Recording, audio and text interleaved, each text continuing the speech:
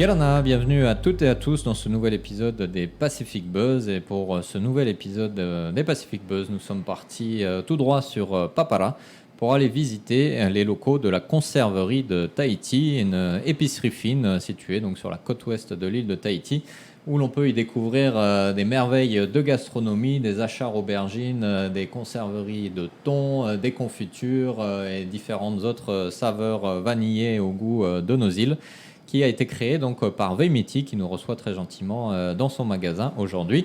Veimiti, Yolana, Yorana Philippe, bienvenue. merci de nous accueillir dans ce beau magasin, dans cette belle petite surface à Papara. Alors, pour ceux qui nous écoutent justement et qui ne peuvent pas voir l'environnement, est-ce que tu peux nous décrire un petit peu ce magasin dans lequel tu nous reçois aujourd'hui ? Alors, on est dans une petite boutique qui est juste devant notre atelier, où on vend du coup nos rillettes de thon à la vanille, au gingembre et toute notre gamme 100% végétale. On peut aussi s'y restaurer puisqu'on propose une petite activité snacking avec des tartes salées au taro, à la patate douce. D'accord, donc tous les gens qui travaillent autour à Papara peuvent venir se restaurer le midi avec de bons plats. Oui, tout à fait. Alors, on a deux petites tables, mais effectivement, on sert beaucoup de l'emporter et vous pouvez venir tous les jours de la semaine. D'accord, ça marche. Alors, est-ce que tu peux nous parler un petit peu de l'entreprise? Quand est-ce que tu l'as créée? Comment elle a évolué? Où tu en es aujourd'hui avec cette conserverie?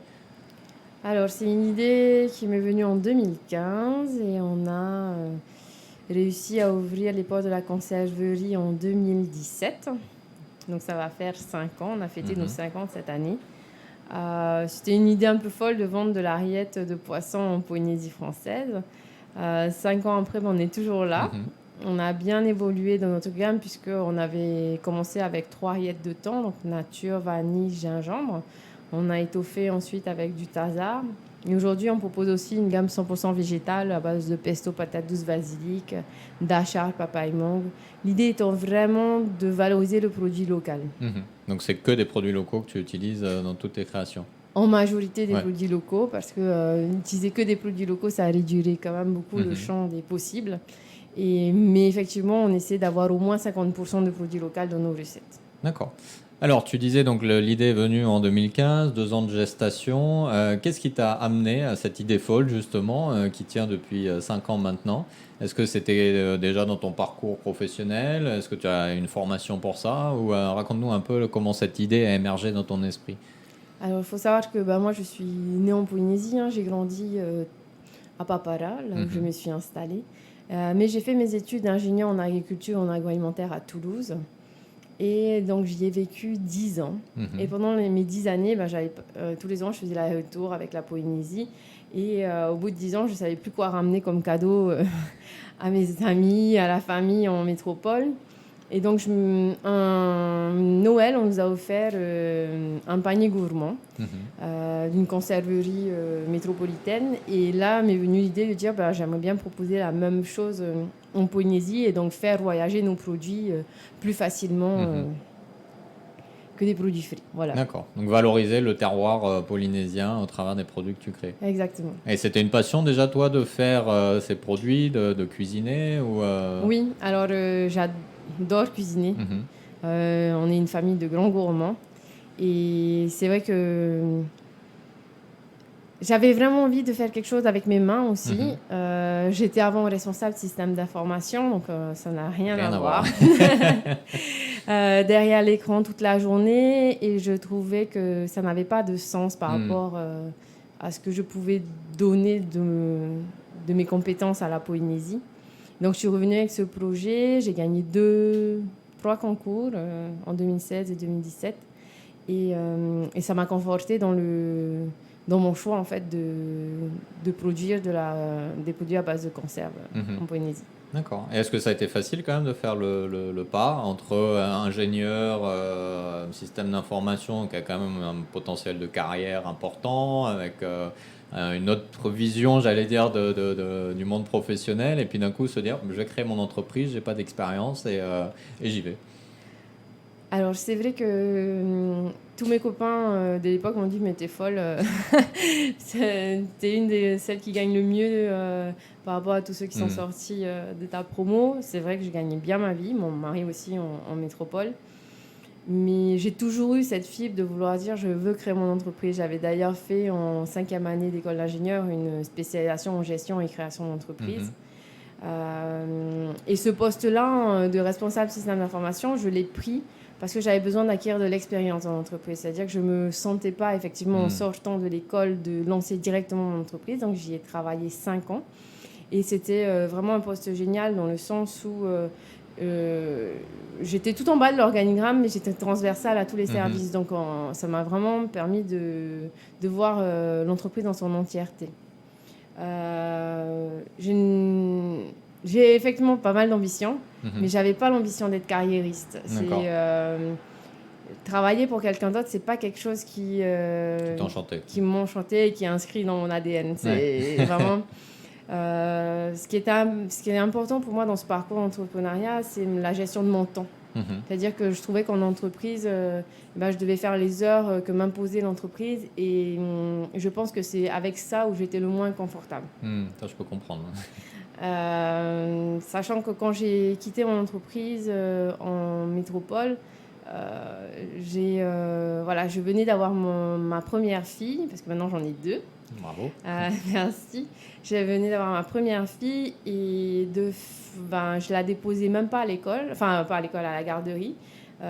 Donc je la voyais pas le matin et quand je rentrais le soir, il était 18h30. Donc vu qu'on la couche vers 20h, ça laisse vraiment pas beaucoup de temps. Alors quand j'avais repris qu'à 80% parce que je voyais pas, je concevais pas en fait de pas élever mes enfants et de les voir souvent. Donc ça tombait bien parce que quand j'ai quitté mon poste et que je suis revenue en Polynésie, j'ai ouvert la conserverie en 2017. Mais pendant 1 an et demi, j'ai pu garder ma fille au rythme du projet qu'il fallait mûrir. Mais j'étais là pour elle. Et c'est important pour moi. Voilà. Alors, c'est intéressant parce que souvent on envisage le parcours de l'entrepreneur, et à juste titre, comme étant très chronophage. Il y a plein de paperasses à faire. Je veux dire, on compte pas ses heures parce que c'est son projet, donc on s'y met à fond. Et on pourrait croire que gérer une famille et un projet d'entreprise, c'est pas forcément très compatible et que la vie de salarié peut être parfois plus simple parce qu'on a des horaires fixes, etc., etc. Et là, visiblement, c'est tout l'inverse en fait qui t'est arrivé à toi. Oui, parce que j'ai monté son projet dans ce sens-là. Et c'est pour ça que depuis le début, j'ai des salariés. C'est pour ça que depuis le début, je vais aussi à mon rythme. C'est-à-dire que pour moi, ça aurait été peut-être un homme à ma place, peut-être la conserverie, elle serait déjà 2 fois plus grosse, voilà. Mais depuis que j'ai créé cette entreprise, j'ai eu ma 2e fille, ça a été important. Donc forcément, on a dû ralentir le rythme, même si j'étais quand même bien présente. J'avais comme objectif un peu d'avoir mes enfants avant 30 ans et puis après d'être tranquille. Donc, tu avais un plan quand même bien voilà, clair. J'avais bien structuré cela. Et d'ailleurs, mon mari avait rejoint l'entreprise il y a 2 ans, pendant mon congé maternité. Il avait du coup arrêté d'être salarié d'une autre entreprise. Il est devenu salarié de mon entreprise. D'accord. Voilà, parce que je ne partage pas. Et ça a été facile, cette transition et cette évolution dans votre relation? Pas forcément évident tous les jours. D'ailleurs, là, aujourd'hui, il est reparti sur un poste de nouvelle responsabilité dans une autre grosse entreprise, plus dans son domaine de compétences. Mais ça nous a permis, effectivement, de pouvoir élever notre 2e fille au rythme qui était celui qu'on avait choisi. D'accord. Voilà. Okay. Donc, vraiment, c'était un projet de vie que tu as construit plus qu'un projet spécifique sur cette industrie-là. Et tu t'es dit, finalement, c'est comme ça que j'arriverai à mener ce projet de vie de la meilleure façon qui soit. Voilà, parce que souvent, on entend effectivement que les entrepreneurs ne prennent pas de vacances. Les entrepreneurs, c'est un projet qui occupe 7 jours sur 7. Voilà. Sachant que moi, au contraire de mon mari, mes parents sont tous les 2 salariés. Enfin, ma mère est à la retraite aujourd'hui. Et donc, j'ai toujours eu cette distinction entre la partie professionnelle et la partie personnelle. C'était important pour ma mère et ça l'est devenu important pour moi.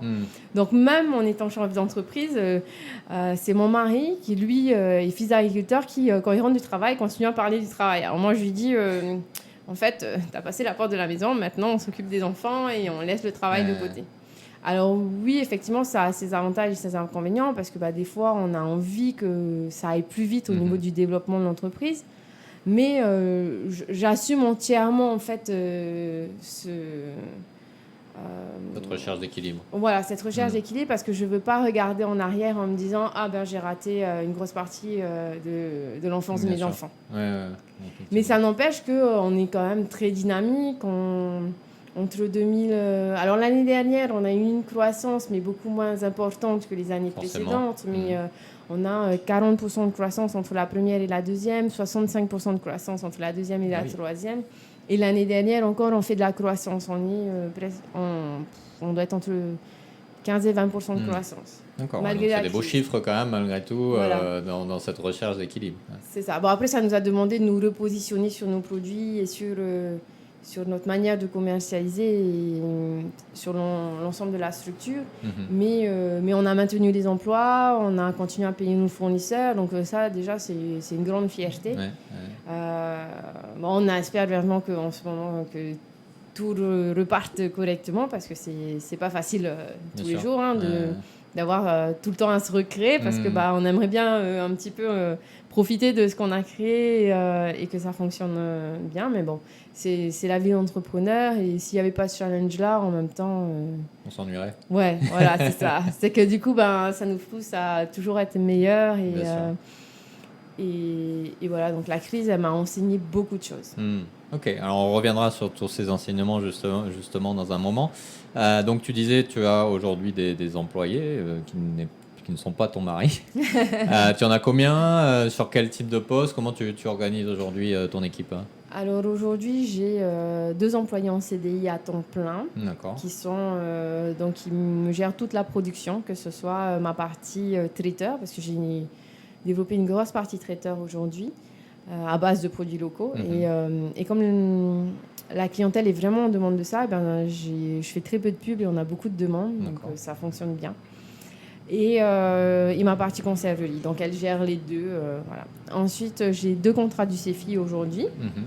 Et on est aussi, je qualifierais ça d'un gros centre de formation parce qu'on a beaucoup de stagiaires. Voilà. C'est intéressant et utile. Oui, parce que moi, dans mon parcours scolaire, j'ai fait 18 mois de stage et j'ai envie de former en fait les enfants qui vont faire la Polynésie de demain. Voilà. Super. Donc une mission en plus de ce projet personnel. Oui, parce que en fait, je mène tout ça pour que ça ait un sens. Si ça n'avait pas de sens, en fait, ça ne vaudrait pas le coup de le faire. Oui, parce que comme tu disais tout à l'heure, tu as quitté ton emploi parce que tu trouvais plus de sens. Donc, voilà, le but, c'était de redonner... D'accord. Et est-ce que toi, tu es toujours dans la partie production? Tu as dû complètement laisser tomber cette partie-là pour gérer l'aspect plus administratif, etc. de l'entreprise Oui, alors production, j'y suis, mais plutôt en recherche et développement pour le temps que, par exemple, quand je monte de nouveaux projets, notamment en traiteur en ce moment,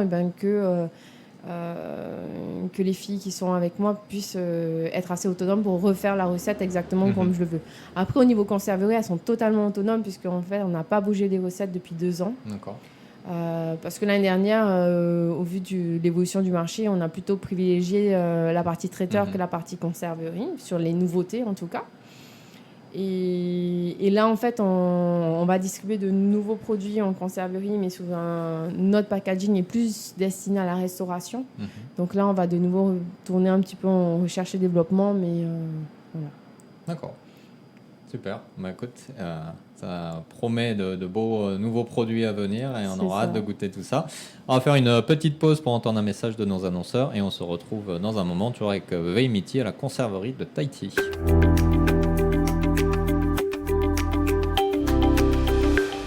Yarana, c'est Philippe de Pacific Venturi.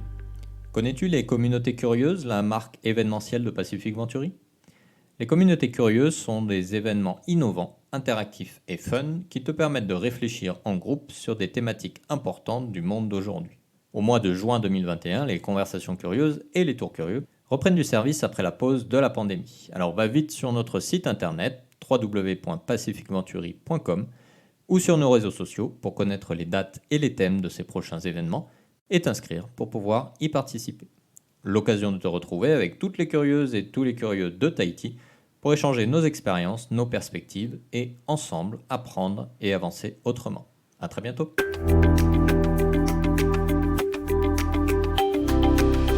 Et nous sommes de retour toujours à la conserverie de Tahiti en compagnie de Veimiti, sa fondatrice. Alors Veimiti, on va s'intéresser un petit peu maintenant à ton parcours en tant qu'entrepreneur et de tout ce que tu as appris. Donc question simple, j'allais dire. Au fil de ces 5 années plus 2 années de développement, quelle a été la meilleure leçon que tu aies apprise et quelle a été la pire leçon que tu as apprise sur l'entrepreneuriat, sur toi-même, sur la vie en général?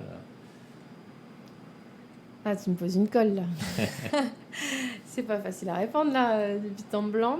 La meilleure leçon. Et la pire leçon. Oh là là. La première qui vient à l'esprit. En fait, il faut pas. Ouais, la meilleure leçon, c'est on peut pas vivre de ses acquis déjà. Et la pire leçon, je dirais. En fait, j'ai pas vraiment rencontré de grosses difficultés parce que je suis un peu comme un chat, je retombe assez souvent sur mes pattes. Mais je pense que je suis peut-être un peu trop... comment dire? Pas naïve, mais au début un petit peu de naïveté et puis de penser que les gens sont toujours bienveillants. Alors que ça n'allait pas forcément. Voilà.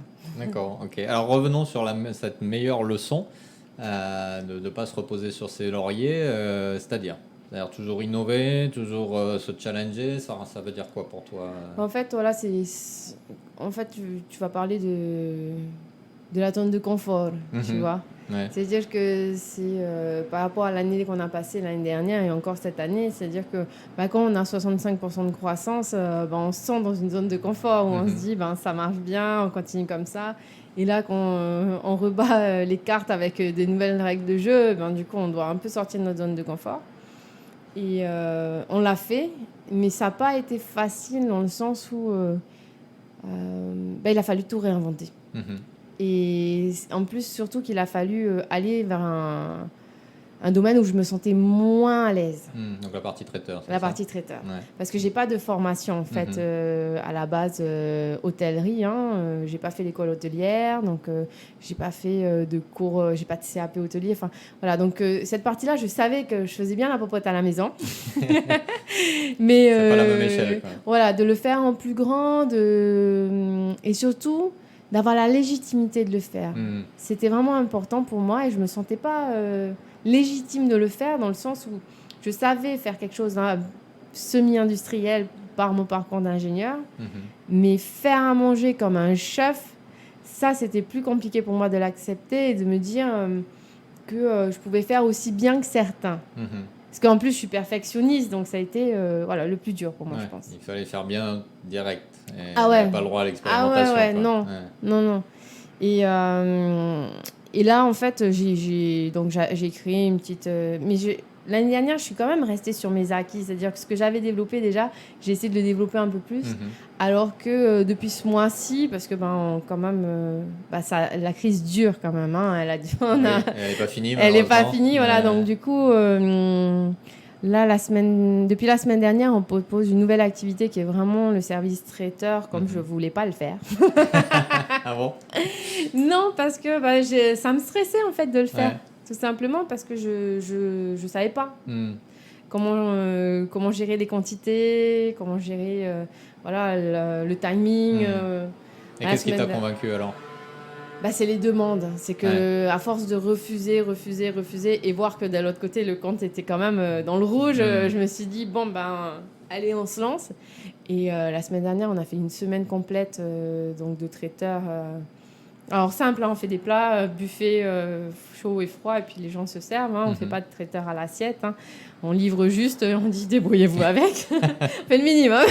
Mais ils étaient super contents. Et en plus, moi, ça me donne un autre moyen de découler du coup les marchandises locales. Oui, c'est ce que j'allais te demander. Est-ce que tu utilises du coup tes propres produits, tes propres recettes que tu mets en avant au travers de services? C'est ça. Et vraiment de laisser cours à ma créativité, de me faire un peu plus confiance parce qu'en fait, je sais que je cuisine bien et j'ai des méthodes. Après, j'ai fait des masterclass quand même. Voilà, enfin, il y a des choses que j'ai appris et puis je vais pas le dire, mais si, je vais le dire. Je suis quand même beaucoup le Top Chef, tu vois. Je regarde toutes les émissions pour voir. C'était ton secret. C'est ça. Depuis longtemps, tout ce que je peux apprendre. Mais après, c'est vrai que j'ai quand même quelque part cette sensibilité, ce don de faire bien la cuisine. Donc, les assaisonnements, tout ça. Enfin, c'est comme je dis souvent quand je compose mes recettes, en fait, pour la conserverie ou pour saveurs tahitiennes, c'est comme un compositeur de musique où d'abord on compose dans la tête et puis après en fait on a les gestes qui suivent et en fait les assaisonnements sont bons, enfin, et tout suit. Et donc là j'ai passé le pas et ça a super bien marché la semaine dernière et cette semaine on a eu plein de commandes de nouveau et puis avec le bouche à oreille je pense que ça va faire qu'augmenter. Donc voilà. Donc c'est un service traiteur qui propose des mélodies de saveurs, alors si je me réfère à la métaphore musicale. Alors tu disais tout à l'heure que la crise t'avait apporté beaucoup d'enseignements. Alors tu viens d'en parler d'un. Est-ce qu'il y a d'autres choses que tu as appris, que ce soit sur le métier d'entrepreneur, sur toi-même, sur tes capacités également justement à rebondir, que tu ressors de ce contexte très particulier qu'on est en train de vivre? Oui, alors oui, il y a un truc qui m'avait marqué, c'est que pour moi en fait l'entreprise c'est avant tout une équipe, c'est pas juste un entrepreneur. Je fais cette aventure humaine, je dirais, avant d'être une aventure économique, c'est une aventure humaine. J'ai la chance d'avoir quelqu'un avec moi qui me seconde depuis le début. Donc ça fait 5 ans qu'elle est avec moi.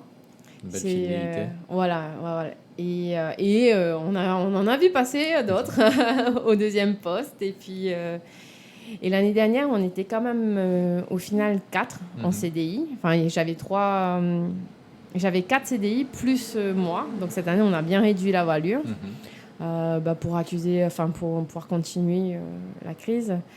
Et dans le bateau, en fait, j'avais expliqué à tout le monde au moment où on a eu le premier confinement que on allait s'arrêter et qu'on allait voir ce que ça allait donner, que tout le monde allait se mettre en congé sans solde puisque l'entreprise n'avait pas les finances pour soutenir les congés payés et qu'il y aurait un dispositif du pays qui serait mis en place pour compenser une partie de leur salaire.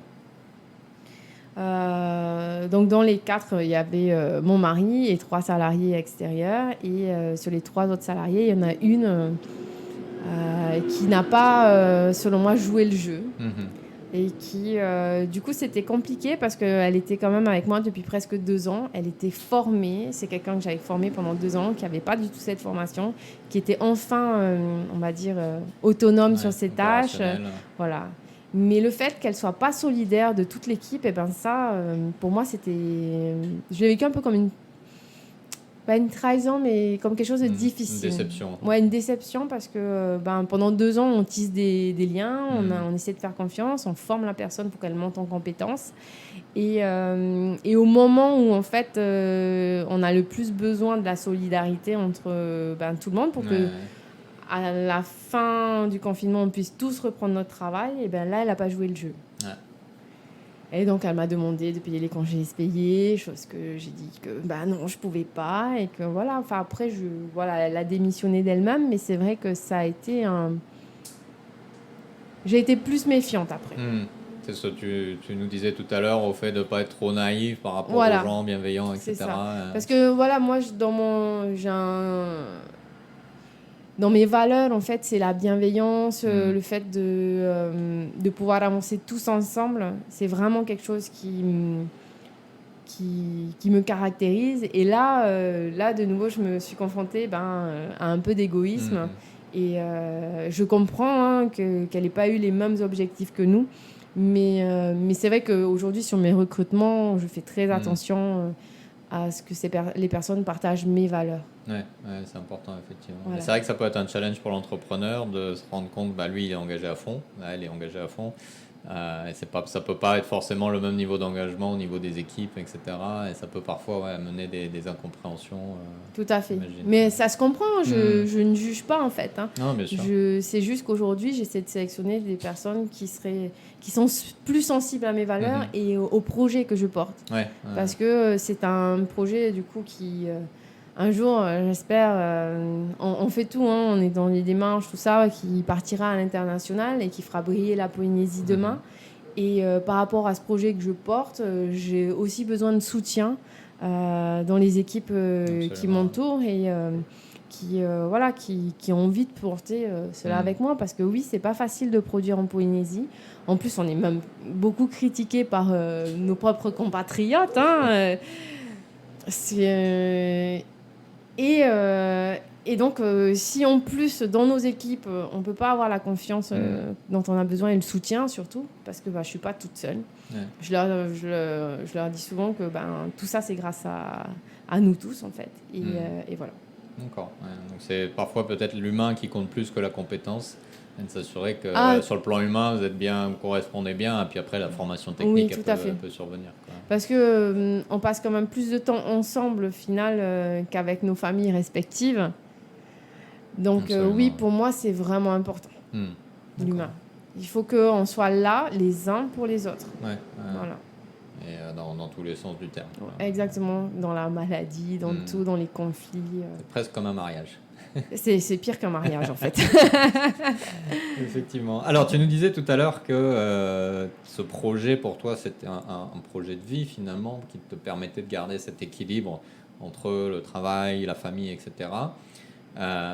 Mais est-ce que malgré tout, dans cette recherche, il a fallu qu'au fil du temps de ce parcours, tu fasses des sacrifices? Est-ce que tu peux nous en parler? Oui, des sacrifices. On en fait forcément parce que quand j'ai quitté la métropole, j'étais propriétaire, j'avais un bon salaire, je vivais confortablement. Quand je suis revenue chez papa et maman, j'ai vendu mon appartement en France, j'ai mis beaucoup en fait de mon d'argent dans cette entreprise, clairement. Mais en fait, j'estime que c'est pas grand-chose par rapport au temps que j'ai gagné. Ouais. C'est-à-dire que le temps que ça m'a libérée, je peux emmener ma fille tous les matins à l'école. Bon, je triche un peu, je l'amène chez ma mère pour qu'elle aille à l'école aujourd'hui. Parce que les embouteillages, c'est bien 2 minutes, mais bon, voilà. Surtout depuis Papara. Non, mais ça va, elle va juste à Papara, elle est pas loin. Enfin, ma mère, elle fait juste 1 kilomètre, mais c'est plus pratique pour moi. Mais voilà, le fait de pouvoir aller aux réunions parents-professeurs, enfin, tout ça, c'est important. Et au final, ça n'a pas de prix. Toutes ces années, en fait, je me dis, je continue quand même à faire grossir une entreprise qui vaut de l'argent. Après, en termes de rémunération, forcément, je suis beaucoup moins élevée que ce que j'avais avant en tant que salarié. Ouais. Et puis, il n'y a pas la même stabilité aussi, j'imagine, financière. Non, mais après, comme j'ai pas de loyer à payer, j'ai la chance d'être aussi née en Polynésie et dans un pays où on vit beaucoup en famille. Où c'est pas quelque chose de subi, c'est quelque chose souvent de choisi. C'est-à-dire, moi, je vis avec mes grands-parents parce que c'est la grande maison familiale qui sont tout seuls et que tout le monde est content de pouvoir partager des moments ensemble, en fait. Donc, au final, c'est une chance que j'avais et j'ai su la saisir pour pouvoir mettre tout ce que je pouvais dans cette entreprise et la faire développer parce qu'effectivement, on part de zéro et l'année dernière, on approche les 25 millions de chiffre d'affaires. Donc, avec la crise. Ouais. Donc voilà, c'est pas ce que j'espérais au départ, mais c'est déjà bien et ça nous permet d'envisager l'avenir encore plus grand. Ouais, bien, avec plein d'ambition. Alors justement, avant de parler du futur et de faire une petite pause, une dernière question par rapport à ton parcours d'entrepreneur, qui est la question type des Pacific Buzz. Est-ce qu'il y a quelque chose dans ton parcours d'entrepreneur qui te soit arrivé ou qui soit lié à cette expérience que tu n'as jamais osé ou voulu révéler en public, on va dire, et que tu pourrais partager avec nous et nos auditeurs aujourd'hui? Ouh là là. Ah oui, souvent on me demande si je mange mes produits. Oui, je les mange, mais à petite dose quand même. Parce que tout le monde dit, ouais, bah, tu pourras apporter tes produits. Oui, oui, mais moi, c'est toute la semaine que je les goûte. Oui, donc effectivement. Ouais. Donc ouais, je suis souvent ravie d'apporter mes produits, mais je leur demande de les manger une autre fois. C'est comme tous les cuisiniers en général, au bout d'un moment, on sature un peu de manger la même Oui, chose. forcément. Et puis, Voilà. tu l'approches pas de la même façon que quelqu'un qui le découvre déjà, Non, qui le déguste. voilà. Alors que moi, je fais du contrôle qualité en permanence, Oui. donc on savoure plus autant le produit. C'est une approche plus critique qui est plus aussi agréable que la Et non, simple- moi j'ai une approche organoleptique. Voilà, bon, sûrement, si tu le dis. Voilà. Ça me rappelle quand j'avais visité une usine de chocolat, ce qui m'a dégoûté du chocolat depuis. Mais par contre, ce qui me fait à chaque fois très très plaisir, c'est que autant, je l'ai dit une fois sur les réseaux sociaux, autant on est critiqué sur le prix de nos produits, tu vois, mais jamais sur la qualité. C'est important. Donc ça, encore hier, j'ai livré donc une partie de canapé qu'on fait à base de nos conserves. Et tout le monde était content. Et j'ai eu encore un message pour passer une commande. Voilà, donc c'est... Ça, je me dis, ça, c'est la vraie victoire, en fait. Ouais, c'est la vraie reconnaissance. Ouais, c'est la vraie reconnaissance. Ok, ça marche. Ben, merci d'avoir partagé ce petit secret avec nous. Alors, on va faire une deuxième pause pour entendre un message de nos annonceurs. On se retrouve pour la dernière partie avec Vemity. Kalana, c'est Philippe. En juin 2021, notre newsletter Tehoe fête son premier anniversaire. Tehoe, tu connais ? C'est la newsletter locale qui t'aide à naviguer efficacement dans ce monde changé. Chaque semaine, nous t'amenons à la découverte d'un thème en lien avec l'actualité globale et locale pour te donner les clés de compréhension du monde de demain depuis Tahiti. Si tu cherches à mieux comprendre où va le monde, alors n'hésite pas et abonne-toi dès maintenant à Tehoe, c'est gratuit en plus. Comment faire ? Va sur pacificventuri.com/Tehoe pour t'inscrire et recevoir tous les mercredis dans ta boîte email la seule newsletter du Fénois. À bientôt.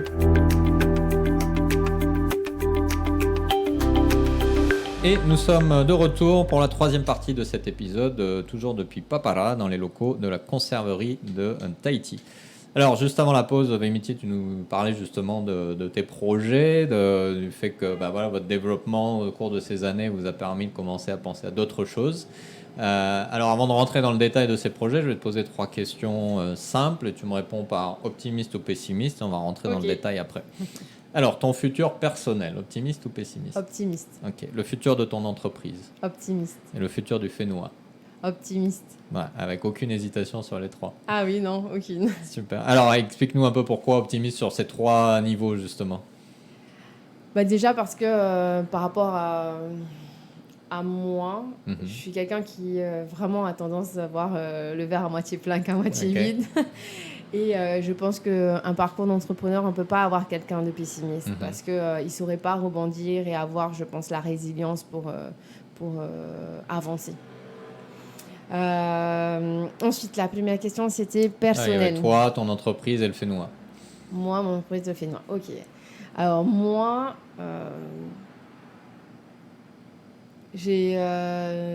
aujourd'hui, en tout cas, je suis hyper fière de ce qu'on a réussi avec toute l'équipe à accomplir. On a... Avec mon mari aussi. Parce que mon mari, ça fait quand même... Cette année, ça va faire... 14 ans qu'on est ensemble. Ça fait... C'est un belle petit longévité. Ouais. Un bout de temps. On a 2 petites choupettes, une de 6 ans et une de 2 ans.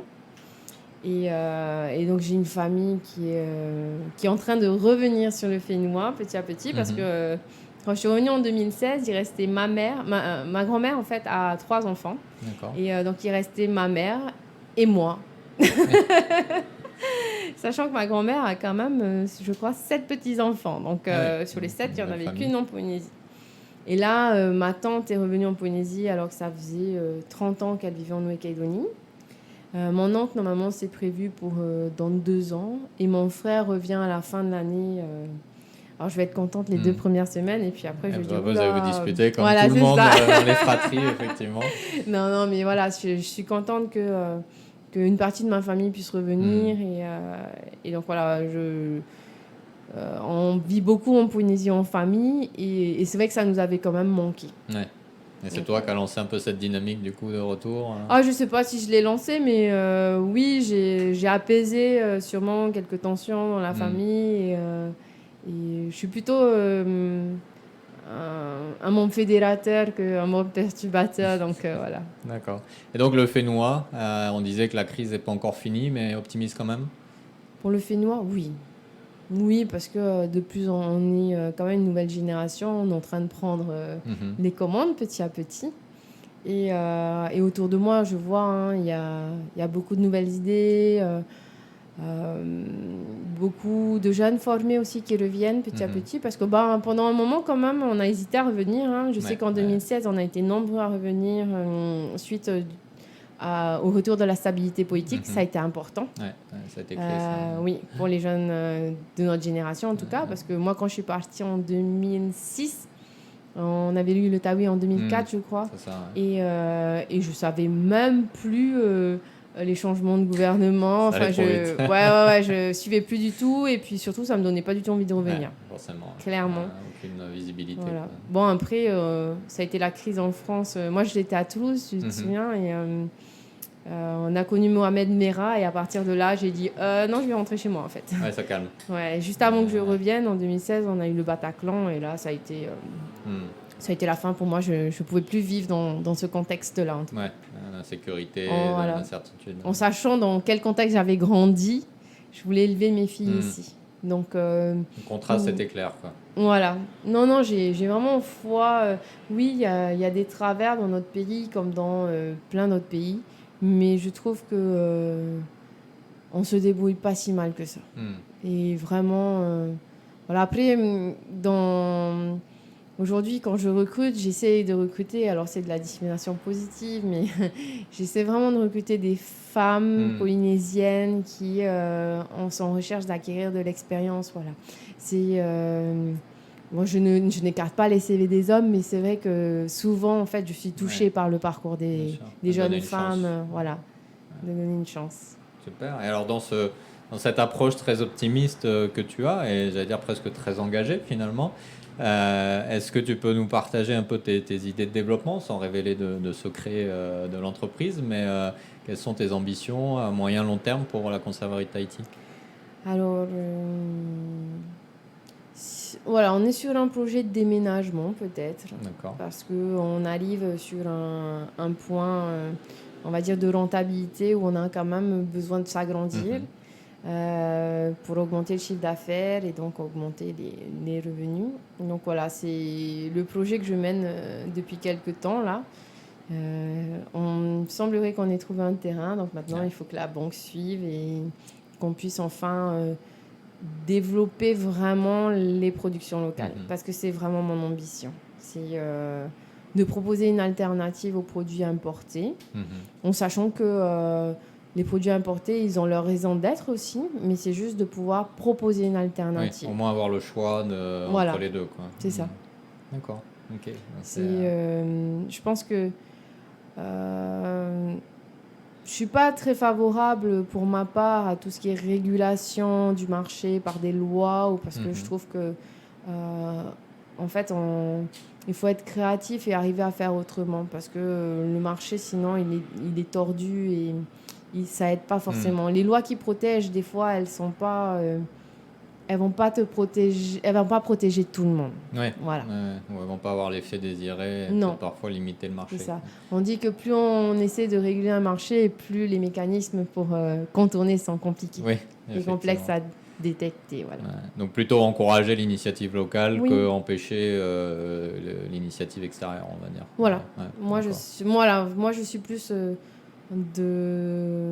je tiendrai plus ce discours-là. C'est un discours que je tiens aussi dans des réunions où je suis invitée avec des personnalités publiques. Voilà, je pense vraiment qu'on peut réussir avec notre différence et qu'on n'est pas obligé forcément de réguler, parce qu'on le voit notamment dans les quotas d'importation. Enfin, c'est toujours un peu... il y a des travers. Hmm. C'est-à-dire que des fois, on prend quand même en otage le consommateur. Et c'est pas ça que je recherche. Et c'est pour ça que souvent, on est critiqué par notre prix, mais je dis, mais personne ne te force à acheter, en fait. Oui, de toute façon, Voilà. le marché est libre. C'est ça. c'est clair. Et on a la possibilité, tu as la possibilité de consommer des produits importés. Après, il faut savoir qu'à chaque 100 francs qu'on distribue, on soutient ou pas une économie locale. Voilà. Quand on réfléchit, 100 francs, comment on le partage on peut pas... il faut avoir... Ah oui, je voulais dire aussi, on a besoin d'éduquer, du coup, nos enfants. Ouais. Ça, c'est important. Ça doit passer par là. Et c'est pour ça que je te disais que je suis un gros centre de formation, dans le sens où je leur apprends un métier, mais je leur apprends aussi à essayer d'ouvrir leur esprit. Parce que pour des jeunes qui n'ont pas eu la chance comme moi de partir, c'est d'essayer d'avoir de l'ouverture d'esprit. Des opportunités ici pour ceux qui ne pourraient pas les avoir ailleurs. C'est ça. Et malgré tout, la conserverie donc, s'envisage à l'international aussi, peut-être un jour ? Oui. Oui. On continue de se battre pour ce projet-là. Mais c'est pas évident parce que c'est pas que c'est pas la priorité, mais c'est qu'on a il y a quand même des échéances différentes et puis il faut réussir à tout combiner et avoir un labo. Aujourd'hui, c'est pour ça que ce projet de déménagement de mon labo est important parce qu'il me permettra effectivement de bien scinder les deux activités, traiteur et conserverie, et pouvoir vraiment labelliser la conserverie sur la partie export. Après, c'est une autre échelle, d'autres réglementations aussi qu'il faut mettre en place. On pourrait le faire aujourd'hui et c'est ce qu'on a essayé de mener, mais c'est un peu complexe quand même et dans mon côté perfectionniste, c'est pour ça que déménager est une des options qu'on a envisagées. Mais c'est vrai qu'une entreprise jeune ne peut pas forcément emprunter pour construire. Aujourd'hui, on a 5 ans donc, du coup, d'historique, on a traversé la crise, donc on a peut-être plus de légitimité pour que les organismes prêteurs puissent continuer à nous soutenir. Et, voilà. Okay. Mais c'est vrai que notre projet est très attendu à l'international, clairement. Parce qu'on a un produit exceptionnel qui est une rillette de poisson pêchée à l'hameçon sans additifs, colorants ni conservateurs. Effectivement, c'est du haut de gamme par rapport à ce qu'on peut trouver ailleurs. C'est vrai que dès que nos clients offrent ça à l'international, c'est tout de suite apprécié. Là, j'ai une amie qui est partie, qui est devenue une amie qui était une cliente à la base. Mais au début, elle m'a acheté pour 10 000 francs pour pouvoir partir en métropole. Et là, cette année, elle a acheté pour 40 000 francs parce qu'au final, les autres, ils aiment bien ça. Donc ils commandent. Donc voilà, ils attendent vraiment qu'on puisse être distribué là-bas. D'accord. Écoute, c'est tout le meilleur, tout le mal qu'on peut te souhaiter. Merci. Alors, ma dernière question pour toi aujourd'hui, très simple, et vu ton engagement en tant qu'entrepreneur pour offrir des opportunités aux autres, si tu avais une recommandation ou un conseil à partager à ceux qui nous écoutent et qui peut-être envisagent de se lancer dans l'entrepreneuriat ou juste pour bénéficier de l'expérience que tu as eue au cours de ces 5 années, quel message tu aurais à leur partager ? Alors... Ça va être compliqué à répondre, dans le sens où il y a tellement de choses à dire. Mais moi, je dirais vraiment qu'il faut être optimiste tout le temps. C'est-à-dire que ce n'est pas un parcours facile. On rencontre forcément des personnes qui ne partagent pas nos valeurs, qui ne partagent pas tous ceux auxquels on croit. Et donc, il faut rester optimiste. Il faut faire preuve de beaucoup de résilience. Savoir aussi se remettre en question, c'est-à-dire ne pas être têtu. On me caractérise souvent par quelque chose, je ne suis pas têtu mais je suis obstinée. C'est-à-dire qu'il faut savoir écouter autour de soi. Quand il y a besoin de se repositionner, il faut se repositionner parce que des fois on pense à un truc chez nous et puis au final sur le marché ça ne répond pas aussi bien. Et ça, il faut savoir l'entendre, il faut savoir le faire. Et je pense que dans l'entrepreneuriat, il y a 2 types d'entrepreneurs, ceux qui aiment être seuls et ceux qui aiment diriger des équipes. Ouais. Et ça, il faut le savoir dès le début. Il faut vraiment se poser la question de qu'est-ce qu'on veut. Après, si on cherche du temps pour soi, il vaut mieux pouvoir diriger des équipes. Parce qu'une fois qu'on dirige des équipes et qu'elles sont autonomes, on peut partir en vacances. Hein. Il faut se dire que moi, avant l'année dernière, puisqu'on n'est pas parti... je suis partie juste dans les îles, mais j'avais... Voilà, mon minimum, c'était 7 semaines de vacances par an. Ce que j'avais en métropole, en fait. Ouais. J'avais 7 semaines. Et donc, quand on entend que des entrepreneurs ne prennent pas de vacances, c'est une erreur.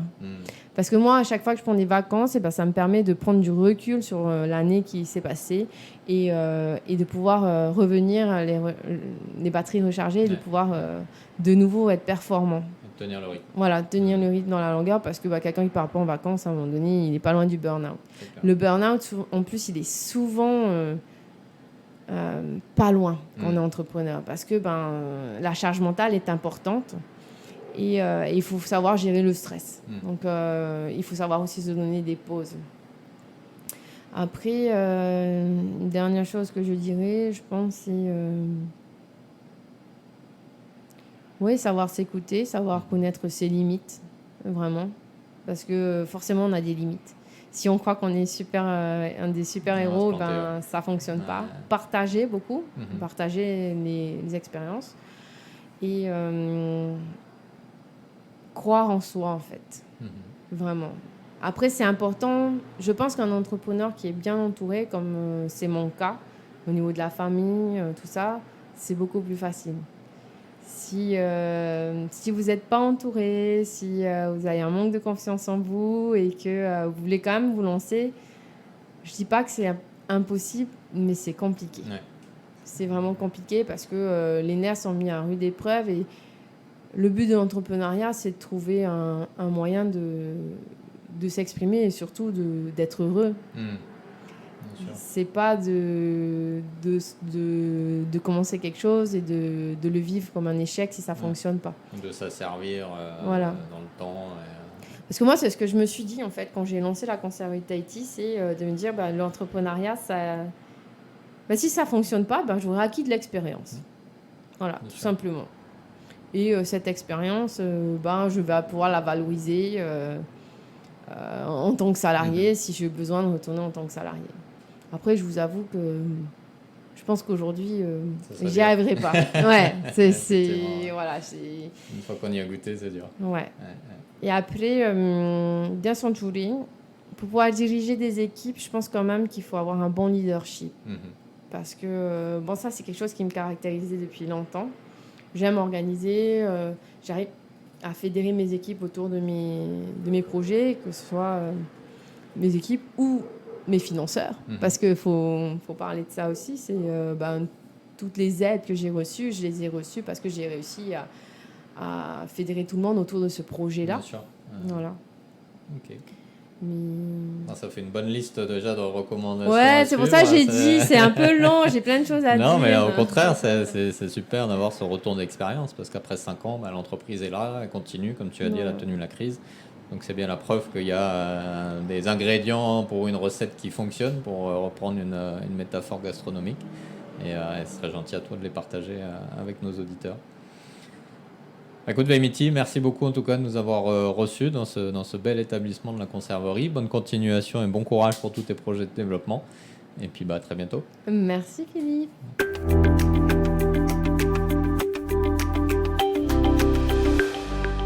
Voilà, c'était donc le nouvel épisode des Pacific Buzz enregistré dans les locaux de la conserverie de Tahiti à Papara. Je dis souvent que l'entrepreneuriat est un mode de vie plus qu'un métier, et je pense que Veimiti est venu nous démontrer à quel point cette approche est vraie. Mais elle nous montre également que ce mode de vie peut s'adapter aux besoins et aux ambitions de chacun. Être entrepreneur, ce n'est pas répondre à une approche, une mentalité, mais bien créer un projet pour l'adapter à ses envies et ses objectifs personnels. Une stratégie gagnante pour celles et ceux qui aiment à associer créativité, engagement, valeur et impact. Encore une fois, cet épisode nous permet d'apprécier les multifacettes de la vie d'entrepreneur et merci à Veimiti de la conserverie de Tahiti d'avoir partagé son expérience avec nous. Si cet épisode t'a plu, n'hésite pas à le partager avec tes proches, tes collègues ou ta famille. N'hésite pas également à le partager sur les réseaux sociaux, à le noter sur ta plateforme de podcast préférée. Ce sont tes retours et tes partages qui nous aident à continuer. Et si tu découvres à peine les Pacific Buzz, n'hésite pas à écouter nos anciens épisodes qui te permettront de découvrir le portrait d'autres entrepreneurs créatifs du Fénois. Je te retrouverai donc très bientôt pour un nouvel épisode, un ou une nouvelle entrepreneur. D'ici là, prends bien soin de toi et à bientôt. Nana.